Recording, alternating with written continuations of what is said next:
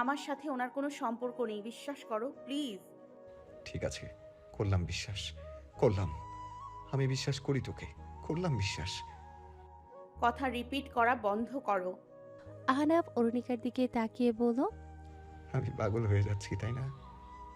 তুমি কি নেশা করেছো? হ্যাঁ, প্রায়ই করি। ওরা কেউ জানে না, আমি লুকিয়ে লুকিয়ে নেশা করি। তোকে ভুলে থাকার ওইটাই একটা অপশন।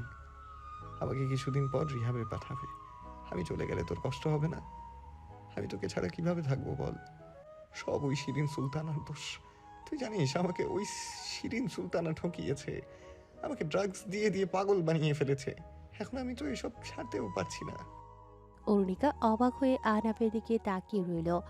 আহনাফের চোখ মুখ লাল হয়ে গেছে।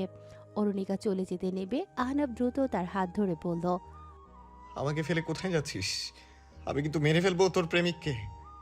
মেরে ফেললে কেমন লাগবে তোর? ইমানকে মেরে ফেললে তোর আর আমার মাঝে কেউই থাকবে না। তুমি বারবার একটা কথা রিপিট করছো আহনাফ। আহনাফ অভিযোগের সুরে বলল, তুই প্রায়ই বাসে করে না এসে ওর বাইকে করে বাসায় আসিস। আমি তো সব দেখি। ওর সাথে ক্যান্টিনে বসে আইসক্রিম খাস, ওর সাথে হাসিস, গল্প করিস। আমার খুব কষ্ট হয়, জানিস, খুব কষ্ট হয় আমার। আহনাফ অরুণিকার হাত নিজের বুকের উপর রেখে বলল, এখানে কেমন লাগে তোকে বোঝাতে পারবো না। আমাকে কারোর সাথে দেখলে তোর খারাপ লাগবে না? এই বলে অরুণিকার বুকে হাত রাখলো আহনাফ। অরুণিকা চোখ বড় বড় করে তাকালো। আহনাফ ভাবুক কণ্ঠে বলল, এখানে তোর অসহ্য ব্যথা হবে, দেখিস। আমি তো কোনো মেয়ের সাথে কথা বলি না, তাই বুঝিস না। অরুণিকা আহনাফের হাত সরিয়ে দিয়ে বলল। তুমি রেস্ট নাও। আহনাফ হুট করে অরুণিকার হাতে অধর ছোঁয়ালো। ধীরে ধীরে সেই অধর জোড়া অরুণিকার বাহুতে কাঁধি স্পর্শ এঁকে দিল উন্মাদের মতো।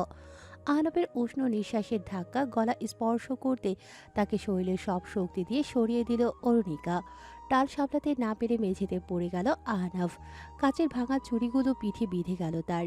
আহনাফ আর্তনাদ করে উঠতেই অরুণিকা ভীত দৃষ্টিতে তাকালো।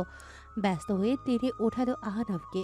সাদা শার্টে রক্তের ছোপ ছোপ দাগ ভেসে উঠছে।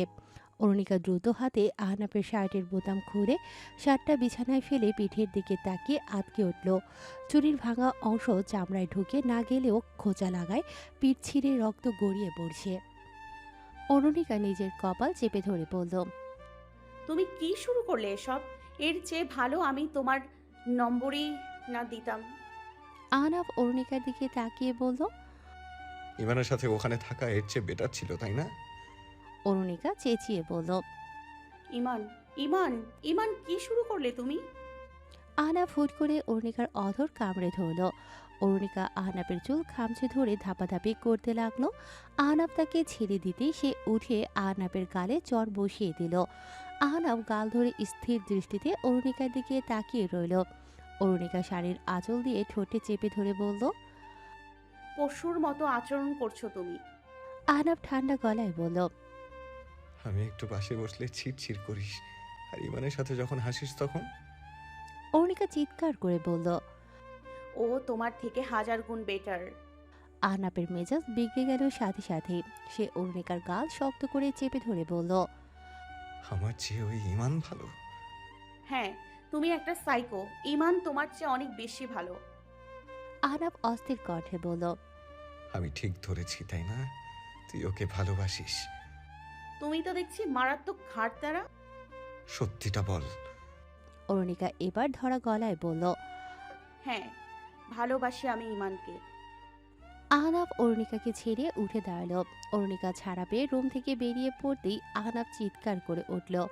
আহনাফের চিৎকারে কেঁপে উঠল অরুণিকা। এদিকে রুমের জিনিসপত্র সব ভেঙে ফেলেছে আহনাফ। অরুণিকা এসব দেখিয়ে ফুপিয়ে কেঁদে উঠল। পাশের রুমে এসে নিজের ফোন আবার চালু করল সে। ফোন চালু হতে হতেই আহনাফ ধরফরিয়ে সেই রুমে ঢুকে অরুণিকাকে জড়িয়ে ধরল শক্ত করে। টাল সামলাতে না পেরে দুজনেই পাশের সোফায় গিয়ে পড়ল। অরুণিকার হাত থেকে তার ফোনটাও মেঝেতে পড়ে গেল। এদিকে এলোমেলোভাবে সোফায় বসায় অরুণিকা কোমরে মোচড় খেল। চোখ মুখ খিচে বসে রইল সে। মুহূর্তেই রাগ উঠে গেল তার। আহনাফ ফুপিয়ে কাছে। তা খেয়াল না করেই আহনাফের বুকে পিঠে ইচ্ছে মতো লাথিঘুষি মেরে তাকে সরিয়ে দিল। আহনাফ অরুণিকাকে ছেড়ে দিয়ে নির্বাক তাকিয়ে রইল তার দিকে। এদিকে অরুণিকা কোমর ধরে বসে আছে। অনেকক্ষণ পর ব্যথা কমল তার। সে এবার চেঁচিয়ে বলে উঠল, তোমার এই পাগলামিগুলো সহ্য করার এনার্জি শেষ আমার। আমি একাই চলে যাচ্ছি।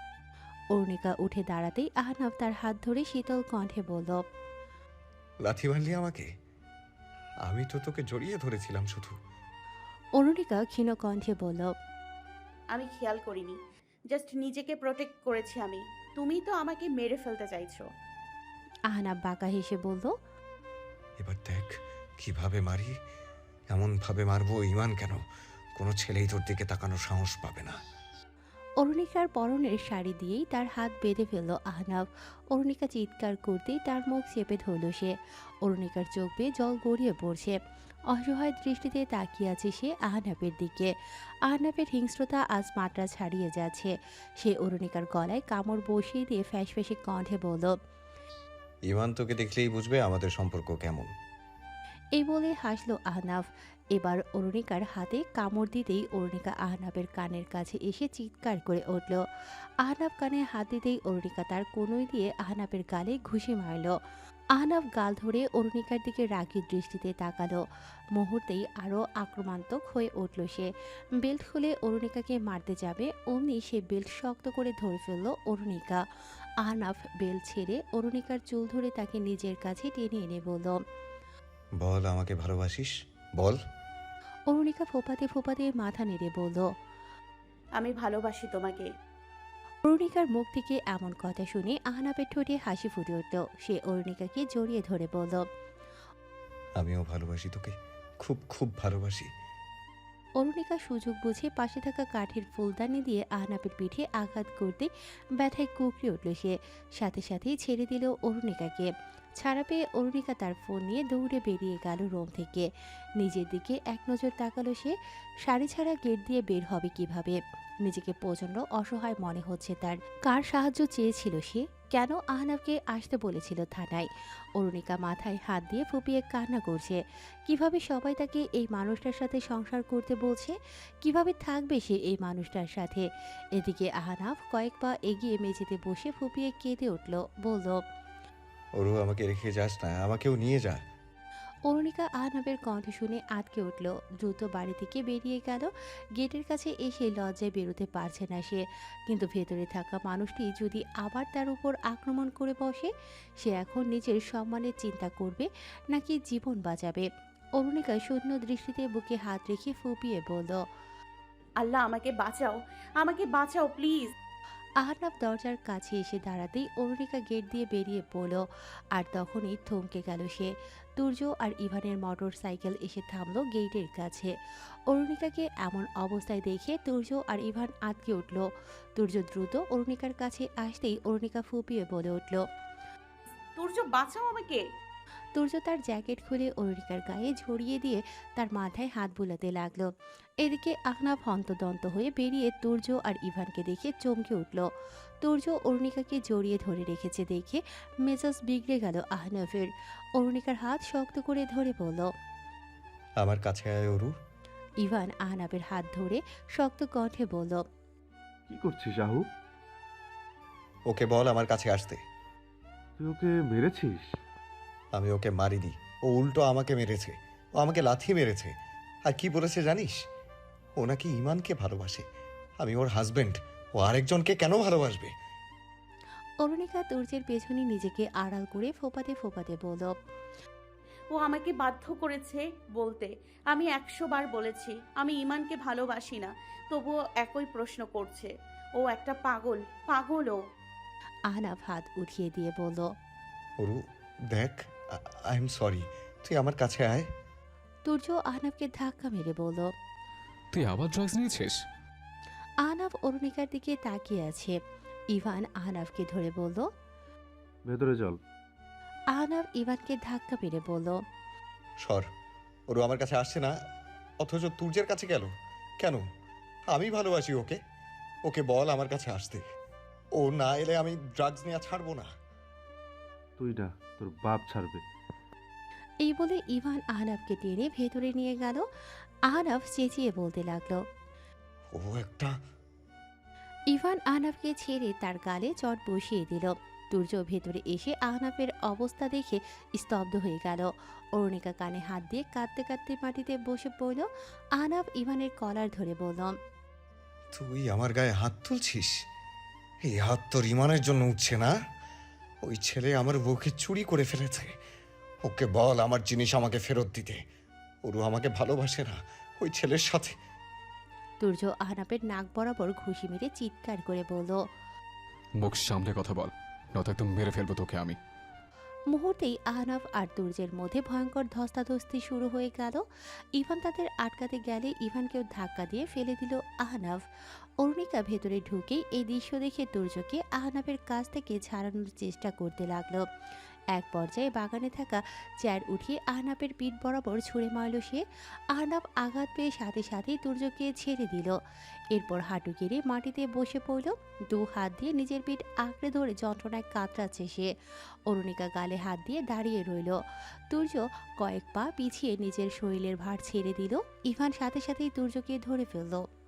এদিকে আহনাফ কাতরাতে কাতরাতে বলছে, ওরু, আমাকে ফেলে কোথাও যাবি না তুই। ওরু, আমার কাছে আয়, আমি তোকে সেফ রাখবো। আমাকে বিশ্বাস করে আমার কাছে আয়, আমি তোকে অনেক ভালোবাসি।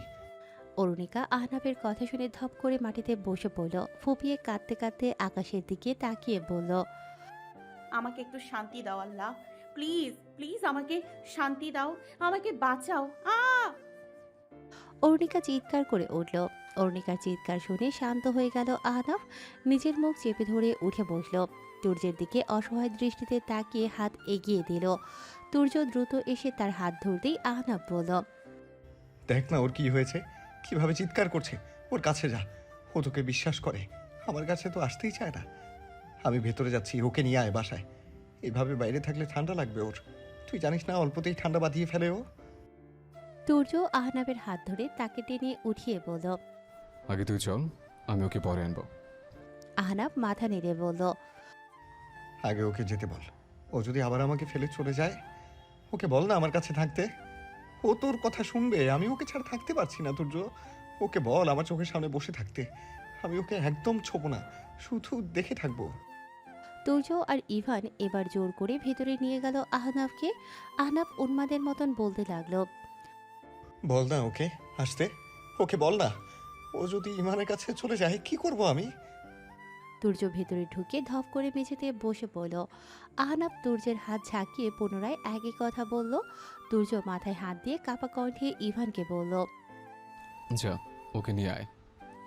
ইভান এবার বাইরে এসে অরুণিকাকে ভেতরে নিয়ে যেতে চাইলে অরুণিকা পরিষ্কার জানিয়ে দিল সে ভেতরে যাবে না, গেলে বাসায় যাবে, নয়তো এখানে বসে থাকবে। ইভান তাই বাধ্য হয়ে অরুণিকাকে নিয়ে মোহাম্মদপুর চলে গেল। এদিকে আহনাফ অস্থির দৃষ্টিতে দরজার দিকে তাকিয়ে আছে। তুর্য মাথায় হাত দিয়ে বসে আছে এখনো। আহনাফ তুর্যের কাছে এসে বলল, ওরুকে আনছে না কেন? ও ইভানকেও হয়তো বিশ্বাস করছে না, তোকে তো বিশ্বাস করে। তুই নিয়ে আয়। তুর্য আহনাফের জোড়াজুড়িতে বাধ্য হয়ে বাইরে এসে দেখল কেউ নেই। গেটের কাছে এসে দেখল ইভানের মোটর সাইকেলও নেই। ভেতরে আসতেই আহনাফ বলল, কোথায় ও? ইভান হয়তো ওকে বাসায় দিয়ে আসবে। কোথায়? মোহাম্মদপুর নিয়ে গেছে হয়তো। আহনাফ ক্ষীণ কণ্ঠে বলল, ইভানের বাইকে বসেছে? জানিস ও আজ ইমানের বাইকেও বসেছে, প্রায়ই বসে। আমি দেখেছি ওদের একসাথে, কিন্তু ও আমার বাইকে বসতে চায় না। আজ তোকে বিশ্বাস করে তোর কাছে এসেছে। আরাফ, তাহমিদ ওদেরও বিশ্বাস করে, শুধু আমাকেই বিশ্বাস করে না। আমি কাছে আসলেই ও ভয় পেয়ে সরে যায়। আমি তো ভালোবাসি ওকে, ও আমার ভালোবাসা বুঝতে পারছে না কেন? আমি কি ভালোবাসতে পারছি না? আমি কি হেরে গেছি? আমি কি ওরুকে ভালো রাখতে পারিনি? আহনাফ এসব বলতে বলতেই মেঝেতে বসে ফুপিয়ে কেঁদে উঠল। তুর্য আহনাফের কাঁধে হাত রাখতেই ব্যথায় কুকড়ে উঠল সে। তুর্য ব্যস্ত কণ্ঠে বলল, চল, তুই ডাক্তারের কাছে নিয়ে যাই। কি অবস্থা করেছিস? পিঠে কি যেন জোরে এসে লাগলো। কি ছিল ওটা?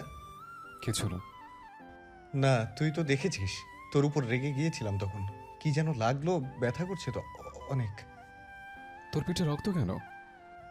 ভাঙা চুড়ি বিঁধে গিয়েছিল। ওর কোনো দোষ নেই, আমি চুড়িগুলো ওখানে ফেলেছিলাম। তারপর হঠাৎ পা পিছলে পড়ে সব চুড়ি পিঠে বিঁধে গিয়েছিল।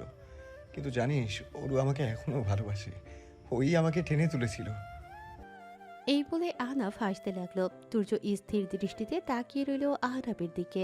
পর মুহূর্তেই আহনাফ বিমর্ষ মুখে বলল, বুকে লাথি মেরেছে, আবার বুকে লাথি মেরেছে ও। তুর্য আহনাফের কাঁধে হাত রাখতে সে নিজেকে স্বাভাবিক করে বলল, কিন্তু ইচ্ছে করে মারিনি ও। আমি হুট করে কাছে এসে গিয়েছিলাম, তাই ভয় পেয়ে গিয়েছিল। অমনি আমাকে সরাতে গিয়ে পা লেগে গেছে। ও তো ভালোবাসে আমাকে। এই বলতে বলতে আহনাফের মুখটা আবার অন্ধকার হয়ে গেল। সে পুনরায় বলল, জানিস, আজ আমি যখন ওকে জড়িয়ে ধরেছিলাম অনেক শান্তি লেগেছিল। এতদিন একটুও শান্তি লাগেনি, কিন্তু হঠাৎ পিঠে কি একটা দিয়ে যে মারলো, ব্যথা করছে ভীষণ। পর মুহূর্তে সে তুর্যের হাত ধরে আবার বলল, কিন্তু ও ইচ্ছে করে করেনি। আমি হয়তো শক্ত করে ধরেছিলাম, ও তো এখনো নরম, ব্যথা লেগেছে হয়তো। তুর্য হঠাৎ জড়িয়ে ধরল আহনাফকে। আহনাফ তুর্যের কাঁধে মাথা রেখে বলল, ভাই, ওকে আমার কাছে নিয়ে আসবি? আমার ওকে ছাড়া কেমন খালি খালি লাগে। তুই এসব না ছড়লে ও কখনো তোর কাছে আসবে না। তুই এসব খেয়ে খেয়ে ওর সাথে বাজে ব্যবহার করছিস। একটু আগে কি উল্টাপাল্টা কথা বলেছিস, তোর খেয়াল আছে? আহনাফ তুর্যকে ছেড়ে অসহায় কণ্ঠে বলল, আমি কি বলেছি তুই জানিস না? মনে পড়ছে না। কি বলেছি আমি? বাদ দে, তোকে কাল পরশু রেহাবে পাঠাবো। ওখানে গেলে তুই সুস্থ হয়ে যাবি, দেখিস। এরপর তোর অরু তোর কাছে ফিরে আসবে। আহনাফ স্মিত হাসল। আহনাফের এই হাসিটা দেখেই তুর্যের বুক ফেটে যাচ্ছে। সে নিজ হাতে আহনাফের রুম পরিষ্কার করে তাকে রুমে শুইয়ে দিল। এদিকে আহনাফ অরুণিকার শাড়িটা নিজের হাতের সাথে পেঁচিয়ে রাখল। তুর্য তা দেখে শুকনো মুখে বেরিয়ে পড়ল রুম থেকে। অরুণিকার সামনে বসে আছে আরাফ, ইমন, ইভান আর তাহমিদ। কাল রাতের ঘটনা শুনে আরাফ বলল, আমি কাল মেডিকেল ছিলাম, স্যার এসেছিল তাই ফোন ধরতে পারিনি। তাহমিদ বলল, আমার তো ফোনে চার্জে ছিল না। ইভান অরুণিকার দিকে তাকিয়ে গম্ভীর মুখে বলল, আরুণিকা, তোমাকে তো আমরা আহনাফের ব্যাপারে সব জানালাম। তোমার এখন কি কিছু বলার নেই? অরুণিকা ইভানের দিকে তাকিয়ে বলল, কাল রাতে যা হয়েছে সব দেখার পর আমার তো ওর সাথে 1 ঘন্টাও নিজেকে সেফ মনে হচ্ছে না। আর তুমি বলছো আমাকে সংসার টিকিয়ে রাখতে? ইমন বলল, আহ, তোকে ভালোবাসে ওরু। তুই ওর পাশে থাকলে ও সুস্থ হয়ে যাবে। জাস্ট ওকে মানসিক শান্তিটা দে। এরপর ও পুরোপুরি ঠিক হয়ে গেলে, আবার নিজের উপর কন্ট্রোল করতে শিখে গেলে তুই তোর ডিসিশন ওকে জানিয়ে দিস, কিন্তু এখন না। আরাফ অরুণিকার কাছে এসে বলল, তুই আমার বোন, আমি কখনো চাইবো না যেখানে তোর মন নেই সেখানে জোর করে সংসার কর। অন্তত আহনাফের দিকটা ভেবে অ্যাডজাস্ট কর। অন্তত মিথ্যে আশা হলেও দে, ছেলেটা একেবারে ভেঙে গেছে। অরুণিকা মাথা নেড়ে বলল, সব শুনে আমার ওর জন্য মায়া লাগছে, কিন্তু আমি মিথ্যা আশা দিতে পারবো না। পরে আশা ভেঙে গেলে ও যদি আবার অ্যাডিক্টেড হয়ে পড়ে, তখন তো সবাই আমাকেই দোষ দেবে। তোমরা বরং ওকে রিহাবে পাঠাও। তাহমিদ বলল, অবশ্যই পাঠাবো। 2 দিন জাস্ট ওর পাশে থাক। ও বর্ষা পেলে নিজেকে ওখান থেকে বের করে আনতে পারবে। আমি 2 দিন কেন 2 মিনিটও ওর পাশে একা থাকতে পারবো না। ও আমাকে সন্দেহ করে, মুখে যা আসে তাই বলছে। আমাকে বেল্ট দিয়ে মারতে চেয়েছিল, আমি বেল্টটা ধরে ফেলায় বেঁচে গেছি। অরুণিকা এবার গলায় কামড়ের চিহ্ন দেখিয়ে বলল, এখানে দেখছো কিভাবে জানোয়ারের মতো কামড়ে দিয়েছে। আরও বলে কি ইমান বা অন্য ছেলে এই দাগ দেখলে নাকি বুঝবে ওর সাথে আমার কেমন সম্পর্ক। তাহমিদ চোখ নামিয়ে দীর্ঘশ্বাস ছাড়ল। ইমন বলল, ও অনেক বড় অন্যায় করেছে, তুই ওকে পুলিশে দিস, কিন্তু অন্তত এখন ওকে এই নেশার জগৎ থেকে বের করে আনতে আমাদের একটু সাহায্য কর। আমি কি করব বলো? ওর সাথে কথা বলবো, ওকে ভরসা দিব? দিলাম না হয়, কিন্তু প্লিজ আমাকে ওর সাথে এক ঘরে থাকার রিকোয়েস্ট করো না। আমি জানি ও এটাই চায়, আমি ওর চোখের সামনে বসে থাকি, এটাই চায় ও। আমি পারবো না ওর সাথে থাকতে, আর এটাই আমার ফাইনাল ডিসিশন। তুই কি একটুও ভালোবাসিস না ওকে? অরুণিকা মাথা নেড়ে বলল, না, আমার মন উঠে গেছে। আরাফ ক্ষীণ কণ্ঠে বলল, তাহলে তুই কি সত্যিই ইমনকে? অরুণিকা চোখ ছোট করে আরাফের দিকে তাকালো। আরাফ শুকনো হেসে বলল, না, ইভান বলল। আহনাফ কাল বারবার ইমানের কথা বলছিল, তাই জানতে চাইছি। হ্যাঁ, আমি ভালোবাসি ইমানকে। ইনফ্যাক্ট আমাদের সম্পর্কও চলছে। অরুণিকার কথা শুনে চোয়াল শক্ত হয়ে গেল চারজনের। তারা আর কিছু না বলে চুপচাপ উঠে চলে গেল।